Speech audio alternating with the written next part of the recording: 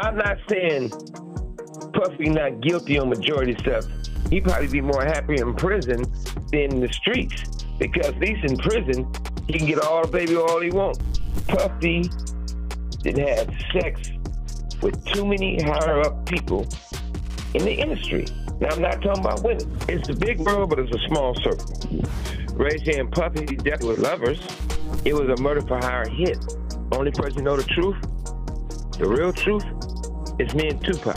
Sure. Do you believe that Diddy and/or Snoop Dogg were directly involved in that shooting? And I could have been an asshole and released that audio. Releasing that audio would have put Snoop in prison for the rest of his life. Well, returning to Diddy's sex trafficking trial now, I'm joined on the line by a guest who knows Diddy very well. Suge Knight is the founder and former CEO of Death Row Records. He joins me on the phone from the R.J. Donovan Correctional Facility in San Diego, where he's serving a lengthy jail sentence. Suge Knight, welcome to Uncensored. Hey, how you doing? I'm good. I'm good, thank you. Well, how are you doing? Every day is a blessing. You know, one thing about God, He continues to make us better. And, you know, before we get started, is that I got on this journey, and the reason why it's so important that I feel we should always help each other to get better, to do better, because my journey got messed up from people in the music business. And a while back, I had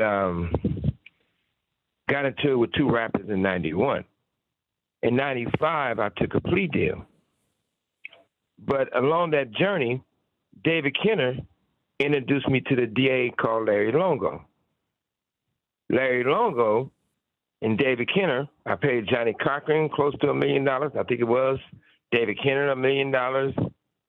And they say, take the deal. There won't be no strikes, and there won't be no felonies. So Johnny Cochran wrote in and told them, this illegal sentence, make sure they go in and fix it and don't give me a strike. All that's on paperwork, and all that I filed as a habeas. But the DA got fired. David Kenner got blessed. The DE got blessed. And I ended up with extra time on this sentence because my sentence carried 2, 6, and 11. They doubled me up for a strike I didn't have. So that goes to show you they can use things against you to cost you more time. They let Bill Cosby go because the fact that he's had an agreement verbally.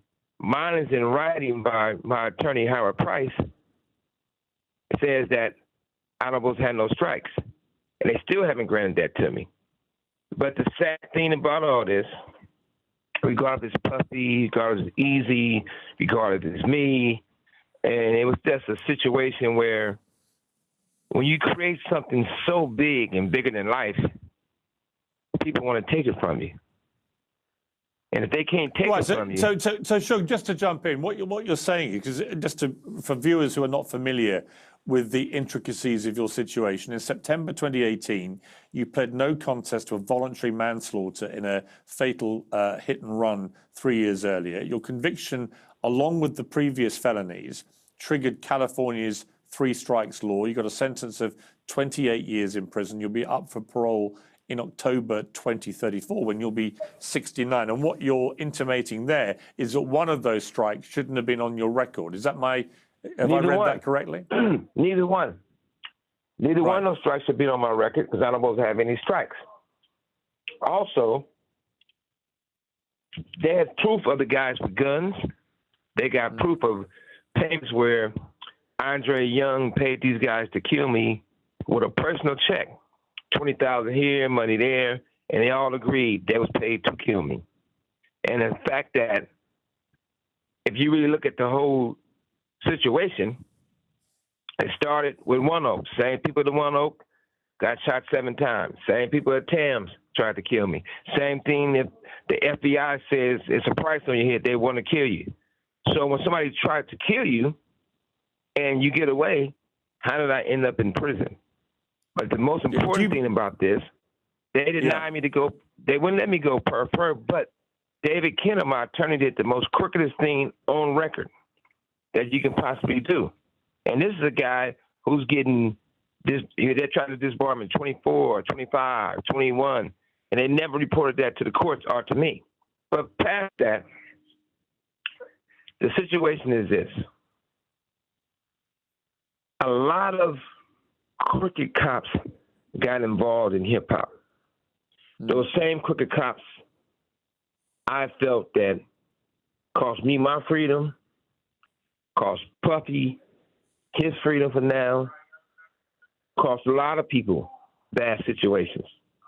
And I think that they cost the biggest two rappers in hip hop history, Tupac Shakur and Biggie Smalls, their life.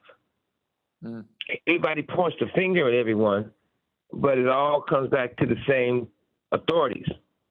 Even as you know, Sugar, look, you mentioned Tupac there. Obviously, it was 1996. I mean, incredible to think it's nearly 30 years ago when he was shot and killed. You were alongside him in the car. Many people have speculated since that Diddy ordered that death of Tupac. Is that your belief? Well, first of all, I got a bullet still today, a 45 bullet an inch to my skull.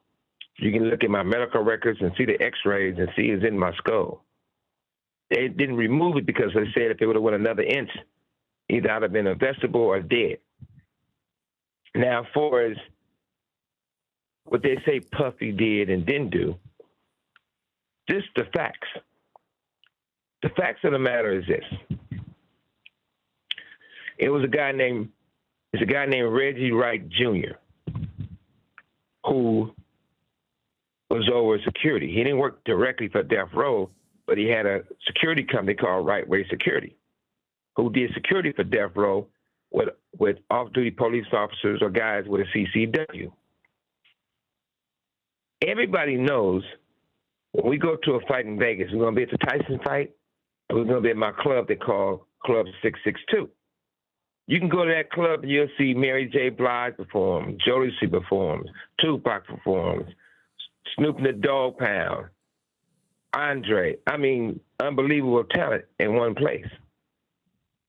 That night was going to be Run DMC East Coast night.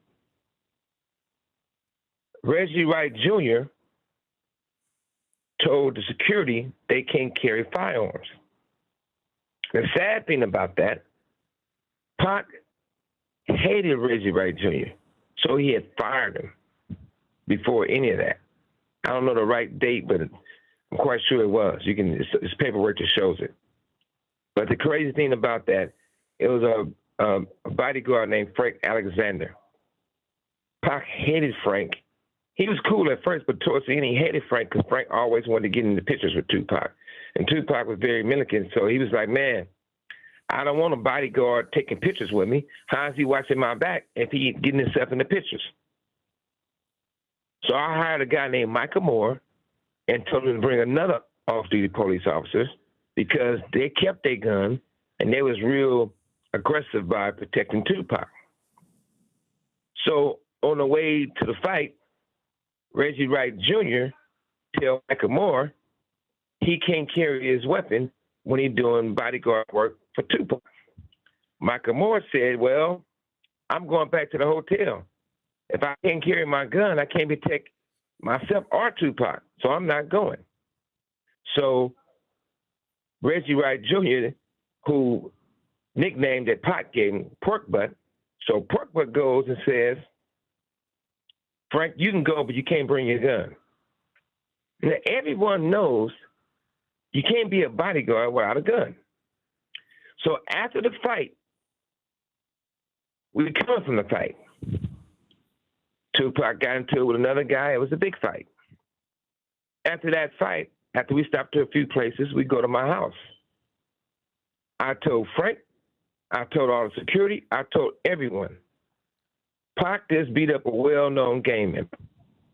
Send 4 or 5 guys extra to the house to escort Tupac. to the club. Reggie Wright Jr. refused to send the security guys, refused to show up. That wasn't a coincidence. It was a murder for hire hit. It was blocked in. It was more than one shooter. Only person know the truth, the real truth, is me and Tupac. He's not there to tell it. Only person knows is myself. But Reggie Wright Jr. tried to change the whole story of the narrative, what actually happened, and he was not there. During that situation, Snoop, who everyone knew at the time, wanted Tupac dead. Snoop had a meeting with Daz, Corrupt, Nate Dogg, the Dog Pound. Said, we're not going to Vegas. This is their words, not mine. We're not going to Vegas because basically something's going to happen. Somebody's going to get killed, right? So Corrupt tells the story. Daz tells the story. Warren G tells the story. Now, what Daz says, when Snoop said that, I said, damn, we can't go to Vegas. Who's going to get those niggas? They're already going to get guy, basically. Corrupt tells the story and says, once he tells everybody they can't go to the fight and can't go to Vegas, turns around, Nate Dogg says, I'm going to go to Vegas.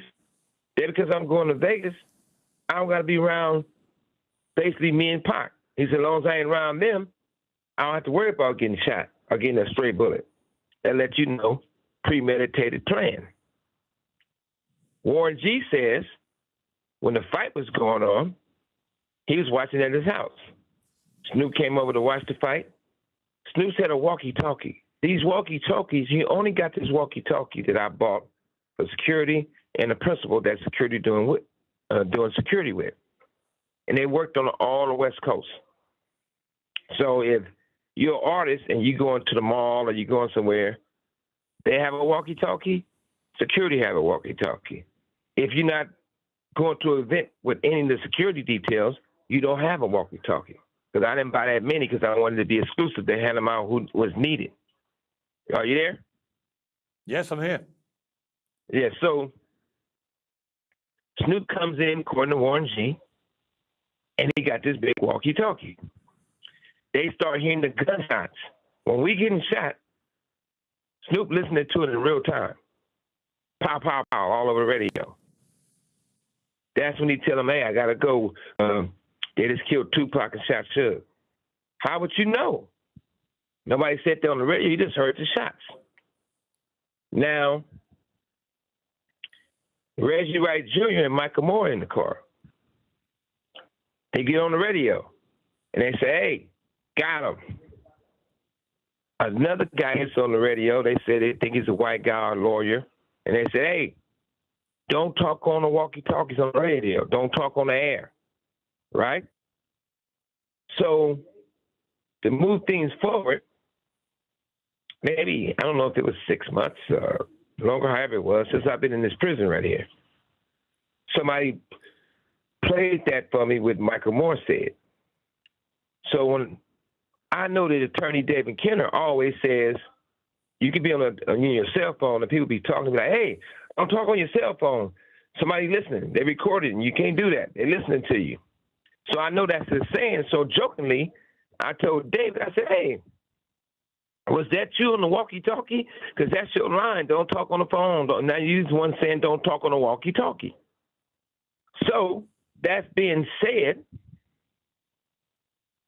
David Kenner goes and says, Suge, I never had a walkie-talkie. I would never have a walkie-talkie. Would I need one for it? Never. So I'm saying, wow, he's so bent out of shape, but I was joking about it, right? I said, you never had a walkie-talkie? He said, that's not me talking on a walkie-talkie. I never said he was talking on a walkie-talkie. So that raised red flags. Didn't think nothing much about it. So Kenner had sent some of my boxes and files to another attorney. And another attorney got them, right? At the time, He wanted the boxes back. That didn't make sense. So when we discovered a walkie-talkie in the boxes, nobody puts something in the box that they're going through the exact same way. So the walkie-talkie, my guess, probably was in one box. And when they looked at everything and reading through everything, and they was asking me about this walkie-talkie, they had put it in another box. Kenner, a guy named Steve that works for Kenner, went and grabbed the boxes from another lawyer who has it. Went and stole the wrong boxes that the walkie-talkie was in, but we still got the walkie-talkie. I said, send me a picture of it. So on my tablet, they can send photos, so they sent me a photo of the walkie-talkie. It blew me away. One part of me, it made my blood boil. Another part of me, I just seen Tupac's face flash all in my mind. I said, these motherfuckers is involved with the assassination. So I tell Kenner about it. I said, David Kenner, you said you didn't have a walkie-talkie. Now you had one. So after that, our relationship after 30-some years went cold. He went and told the judges. He started trying to pull off my case. He tried to sabotage my case. He did, and everything I'm telling you about is the proof. So ultimately, Shug, look, it's fascinating stuff because I remember this all happening in real time. So it's fascinating just to hear you talk it all through in this way. It's like a sort of murder mystery episode. But ultimately, I've got two questions. Do you believe Diddy had anything to do with it? Because it sounds to me like you're more convinced that Snoop Dogg had more to do with it. Was Diddy involved at all, do you think? And if it wasn't him, then who do you think ultimately ordered that hit? This is the thing. This is what I do know. I know Keefe D, who I've been knowing since little Pop Warner football. Keefe D says that Puffy and them approached them and gave them money. Keefe D says if he go to prison for, this is his words. Keefe D says if he go to prison for the Tupac murder, Reggie Wright Jr. gonna go to prison for Biggie's murder. So all these things going back and forth. Who knows what? Absolutely what? What we do know, money was paid out. What we do know, according to these guys, to the police, not the police actually doing the investigation, the cricket cops. You got to remember. Did you ever ask Diddy directly if he'd been involved? Well, that question would be no. Since all this happened, I never had a situation to have a conversation with Puffy. Majority of the time, Puffy see me, he going out the back door or going down the street somewhere. Only time that I ever had a conversation with Puffy, and it wasn't even a real conversation, I was at the Roosevelt Hotel having dinner. Somebody came over to my table and said, Prince wants you to come watch his show right now. I said, Prince performing? I said, yeah. And Prince a real gangster. Prince, he liked the bullshit. So I go in and they set me at a table with Puffy, Nas, a few other people. Prince playing his guitar, and he walked to the table and looked at me, looked at Puffy, and started laughing. You could tell he planned the whole thing. Next thing I know, I lean over and tell Puffy a few words, and before I can finish my sentence, Puffy gets up, his people gets up, and they cover him with coats and run him out the hotel. And what were the words you said to him before he ran? You got a lot of explaining to do. Rat well, I ain't gonna cuss on your show. I said, you got a lot of explaining to convince me that you didn't have nothing to do what they said you did. So that's that. But you got to remember one thing. I'm not here to bring a person down in hip hop. The culture of hip hop is so important and it was so powerful. It could have been done so great. But I still stand behind what I stand behind. I mean, these. No, but sure, look, I'm going to come to Diddy's case, which I know you have a view about, where you think he should walk, and many people I interviewed, Ray J, who said the same thing. But obviously you've just revealed a very fascinating moment where you confront P. Diddy in a club when he's known as Puffy at the time, and you basically tell him he's got a lot of explaining to do about the murder of Tupac and the attempted murder of you. I mean, that's a dramatic encounter. Yeah, it's a big world, but it's a small circle. Ray J and Puffy was closer and closer. And Ray J tells a lot of stuff, and it's not up to me to tell the story because that's Ray J's story. But Ray J and Puffy definitely were lovers.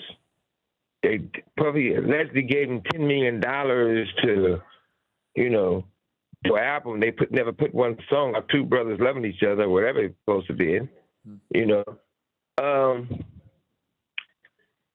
It's just, to me, we have so much. If you look at all the bad things in hip hop, when it's all said and done, it comes from just to be clear, what I think you just said, Suge, you just said that Diddy and Reggie were lovers. Is that what you said? Ray J. I said Ray J and Puffy was lovers. Really? Yeah. Was that well known? Of course. But ultimately, Suge, do you believe that Diddy and/or Snoop Dogg were directly involved in that shooting? I believe that I'm putting it to you like this. When you take Death Row, you take Bad Boy. Puffy and I was friends. When Puffy would come to LA, I could pick him up from the airport a lot of times. We'd hang out. If I do an event in New York, Puffy then came to my event and DJ the whole night for free. So you can't say we wasn't friends. But later on, right, people from Death Row and people from Bad Boy, regardless of their securities or not, they remain friends. And I didn't tell my people, you shouldn't. I'm quite sure Puffy didn't tell his people they shouldn't. I don't think. I'm not in his head. But I do know this. We was going to an event, the Soul Train Awards. When we was going to the Soul Train Awards, me and Pac was in one car. We had a bus and a whole bunch of more cars. It probably was 100 deep. But everybody had tickets. Reggie Wright Jr., who's head of security for us, called Bad Boy people and the police who's doing security for the Soul Train Awards and said, hey, only let Suge Knight and Tupac in because they got almost 100 guys with them. You don't want no problems. So eventually our guys had to bust past the police. He wanted me and Tupac to go in there and fight all those guys by ourselves. They even pulled guns, right? But our guys came in, and that's what happened, right? When you look at that situation, and you look at it's a guy named Gene who does security for Puffy. I know what the recordings say, what people say, and what the proof is. What Reggie Wright Jr. says. By the way, I always say this because he liked me to call him Pork Butt because he happy about that because that's the name Pac gave him. What Pork Butt says is that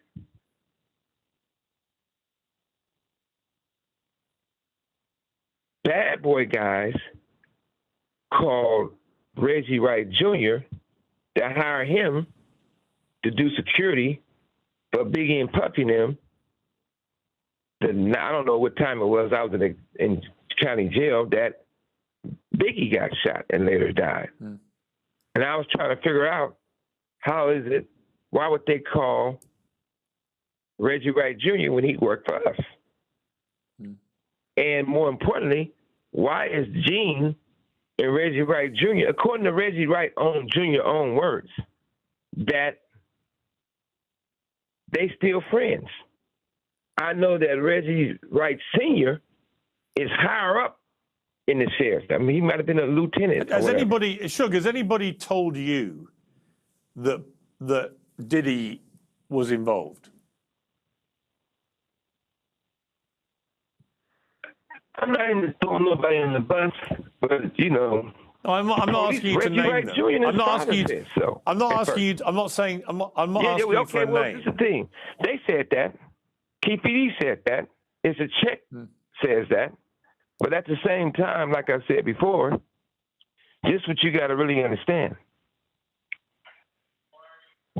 They took Reggie Wright Sr., who's over the gang, you know, Compton better than anyone, off the case basically, because they said his son was involved in assassination of Tupac and me and get shot. And Frank Alexander, in tears, told me that these people was all involved. And that's why he did not perform the way he was supposed to perform. And if you really look at the other situation, he got interviewed by the grand jury, Frank Alexander, and he lied to him at first. He said everything started over a chain, which is a lie. He says when we walk into the MGM, Orlando Anderson tried to snatch Tupac chain. So the next second day he go to get interviewed, he said, I got to clear up something. I lied the other day. He said, why'd you lie? He said, Reggie Wright Jr.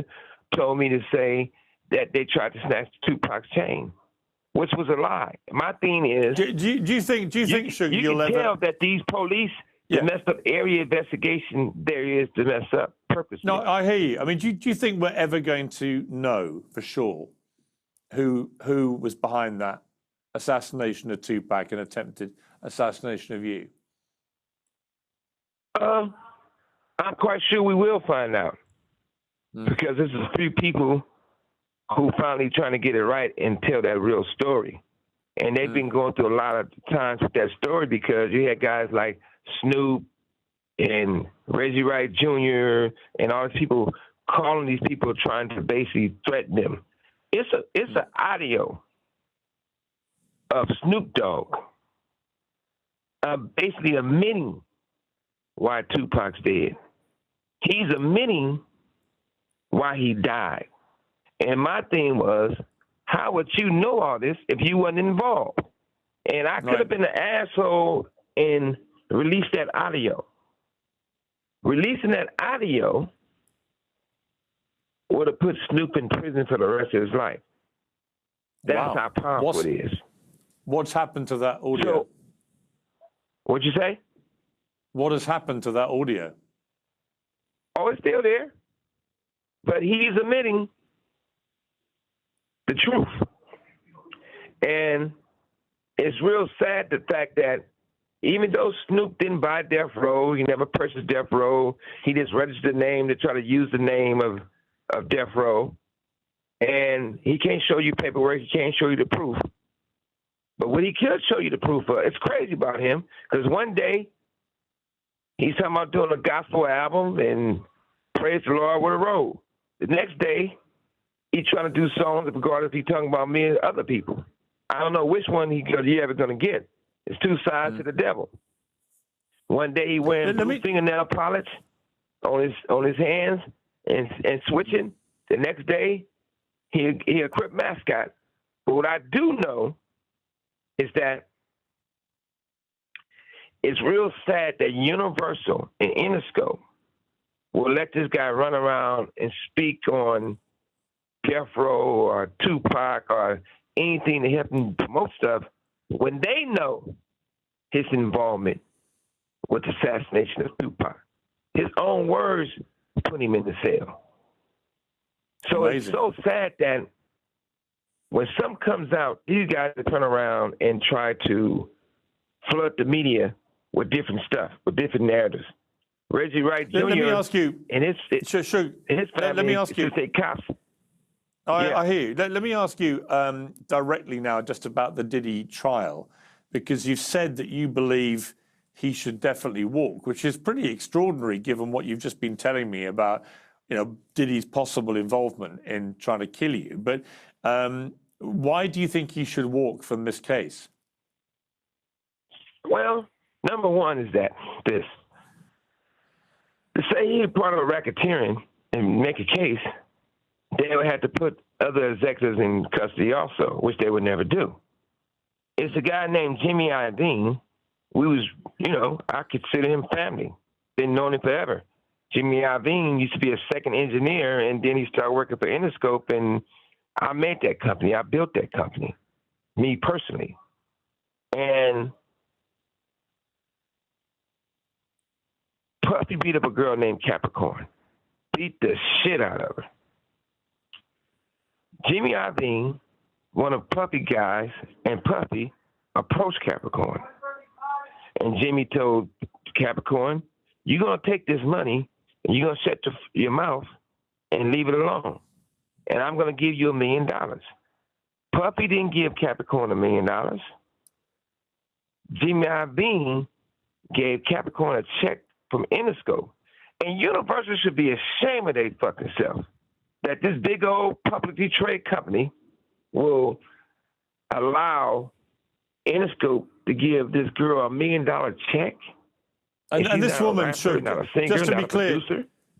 just to be clear, Capricorn Clark, she's actually been giving evidence in the case. She was your former assistant, and she. No, she wasn't my assistant, but she did hang around Death Row. She was Puffy's assistant. After she hung around Death Row. But what I'm trying to say is, she worked for Death Row. Jimmy gave her that $1 million check. She got mad because she thought that's a settlement check, and the settlement check, you don't supposed to take taxes out of it. So when they told her she had to pay taxes on it, she'd get pissed.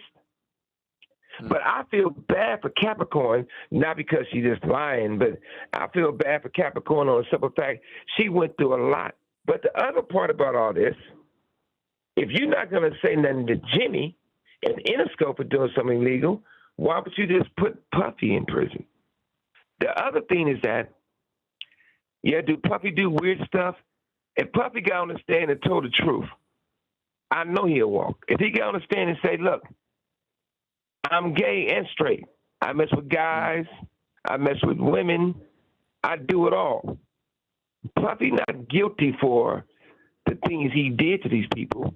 He's guilty for being a cold, freaky man that want freaky things done to him.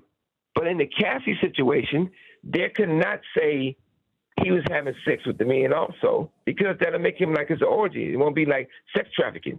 It won't be like forcing stuff to do. But at the end of the day, there's no way Puffy should go to prison for the rest of his life. He should have. I think that. Go ahead. I was going to say, Sugar, you talked about Capricorn Clark, that he beat her very badly. He beat Cassie Ventura very badly. He was clearly very violent towards women. That's not a nice man, somebody who does that, clearly. But what you're saying is you don't. My point is this. I don't mean to cut you off, but it's like this. I'm not saying Puffy not guilty on majority stuff. He should go to, and he's done, right? Because even if he went to prison, it'd probably be a better thing. He'd probably be more happy in prison than in the streets. Because at least in prison, he can get all the baby oil he wants. He can have all the men he wants, anyway, anyhow, and all day and all night. But what I'm trying to say is that some of the things, the charges is not true. But I know they're not going to let Puffy go to prison. You know Puffy not going to go to prison. They been knew that Puffy was beating these women. They been knew what Puffy was doing with these men. They been knew. I told people before that in Hollywood, and by the way, they never tried it with me. In Hollywood, we go out there with Andre Young, we go out there with Puffy, we go out with any of these people that used to be in that building. They go talk to Jimmy and all these other guys. Russell Simmons, Andre Arell, they had the thing where they take a hard-boiled egg. And it sounds nasty, but if the egg can go in these guys' rectum and it don't bust, they think they're doing a great job. And if you look at the pictures, you'll see Puffy and another actor. The guy was married to Katy Perry. After I said this, people start finding pictures of these guys holding up the hard-boiled egg. Only thing I'm saying is, the bottom line is this. That because Suge Knight don't wear a shiny suit and dance in the videos, I'm in prison illegally. I'm kidnapped. If it was anyone else, they'd give me a warrant and I'd be free. But since that is the other way around, they can get Puffy telling people they want to kill me. They can say they come in with guns to kill me. They can say they come in and do this. They can have a people who shot me in One Oak do songs about shooting me. If you look at those people, who is those people in bed with? That's the question. It comes back to Puffy. If the FBI can tell me that they're trying to kill me, if authorities can say they're trying to kill me, and I've been shot different occasions, and the very first time that they try to kill me and I get away and somebody happens to die and I get to go to prison, when you really look at it, Puffy didn't have sex with too many higher-up people in the industry. Now, I'm not talking about women. They get convicted. That's what I believe. You're talking about senior male record company executives. Exactly. Extraordinary. Let me just finish, Suge, by asking you this. You were there when one of the all-time most famous music icons was killed. You were sitting next to him. What was the last thing that Tupac said to you? Well,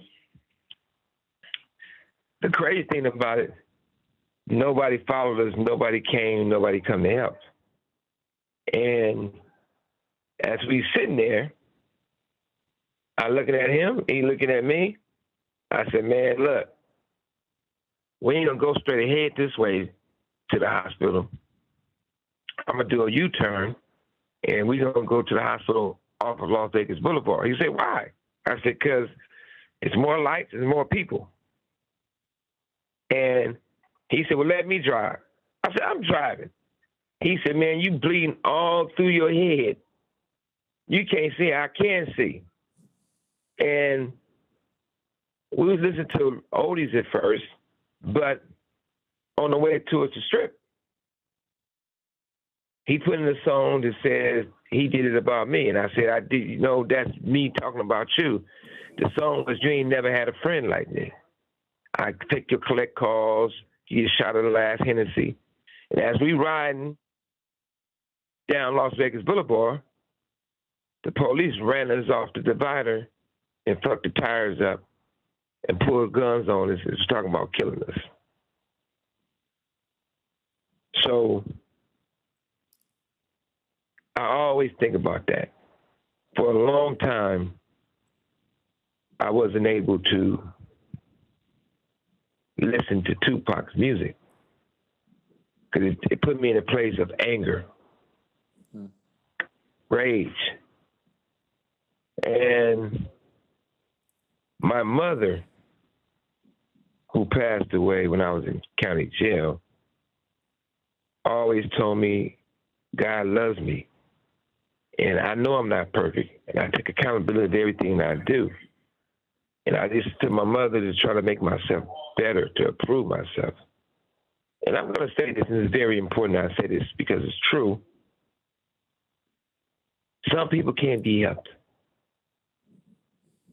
There's a guy named Reggie Wright Jr., and I say this guy's name a lot because he keeps lying all over the internet about Tupac, and he know what he did. So when I knew that he was trying to kill himself because he can't walk and he got to wear steamy shoes to make himself better, he got a great mother. I even know his father. So when everybody was laughing and said he wanted to commit suicide, I called him to give me some encouragement. he goes and take that to be negative and try to bring down everyone, mainly because he hates Tupac. If anybody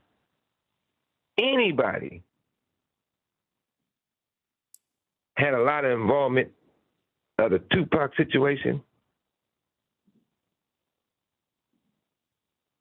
I know Pork Butt had his hands in it. I know the fact that people can get a show and call it Bomb First behind Tupac's saying in his songs. And every person they bring on that show talks bad about Tupac.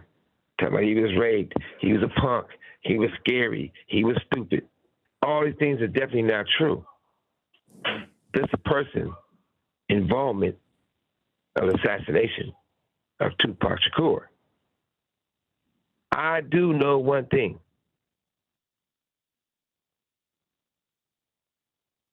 Crooked cops destroyed hip-hop.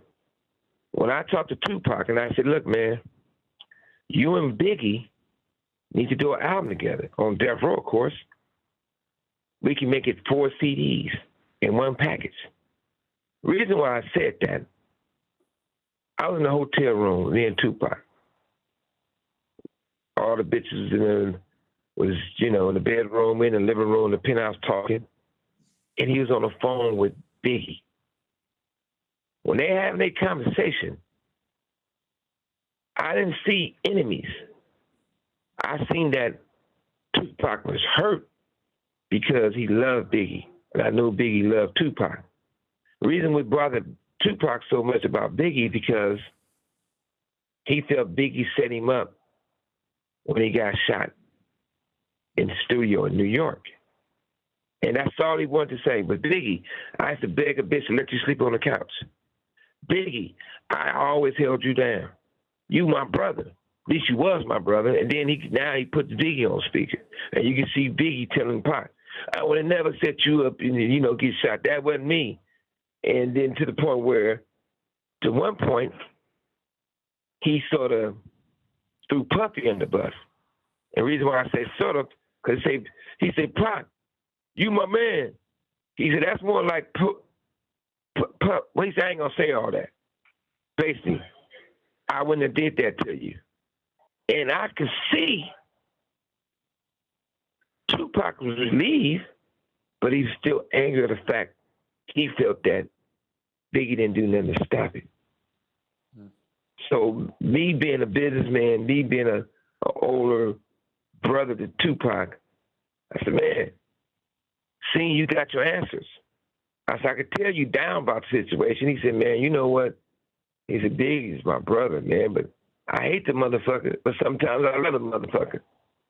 And he had that old Tupac laugh and agreeing about it. Had a big grin. But I'm going to say this before I go.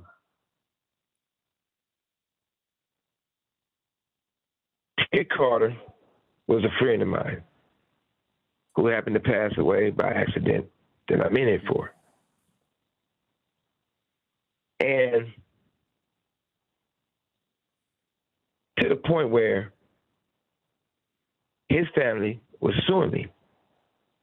I told David Kenner, he related to the lawyer representative named Lance, that I would give the Carters, the wife and the 2 daughters, $2 million apiece. I was prepared to give them $6 million. They was going back and forth to get it done. Attorney Jasmine Mine got involved and then they helped get the situation for Kenner. But I felt bad because they said, we don't got to give them that. They dumb. We're going to give them less than that because they dumb. Lance made me angry because he told Kenner and them that Lydia Carter is a drunk. But who wouldn't be a drunk? You lose your husband. She said she's a drunk alcoholic and her breath smells like shit. Her breath always stinks. That pissed me off. But more importantly, Lance sold the Carters out. I knew one thing. Once Attorney Jasmine Mines got involved, and she being a woman, I knew that was going to change the whole, not that she's not smart, but it was going to change the whole look of the case. And then when you look at the thing in court, in the settlement, the last day in court, you got Lydia Carter and the two daughters sitting on one side. You got David Kenner, Attorney Jasmine Mines, and you got Lance sitting next to Jasmine on my side. Crazy stuff. The Carters and saying that he sold them out because he rather sit next to a pretty girl. Crazy stuff. Suge Knight, we've run out of time, unfortunately. It's been fascinating to talking to you on Uncensored. I really appreciate great talking you. to you. I'm out of time myself. Hey, put it to you like this. I ain't saying I'm perfect, but I am Suge Knight. I'm out. Thank you for your time. I appreciate it. Piers Morgan Uncensored is proudly independent. The only boss around here is me. If you enjoy our show, we ask for only one simple thing. Hit subscribe on YouTube and follow Piers Morgan Uncensored on Spotify and Apple Podcasts. And in return, we will continue our mission to inform, irritate and entertain. And we'll do it all for free.